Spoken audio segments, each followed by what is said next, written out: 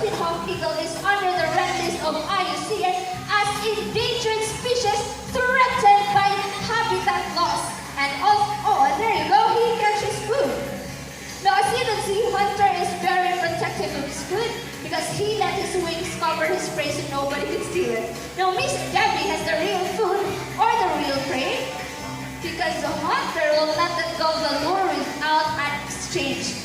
And as you have observed, Miss Debbie is using a thick gloves for the protection of the sharp and large talons of our birds. Now, they have a wingspan of 105 to 125 centimeters.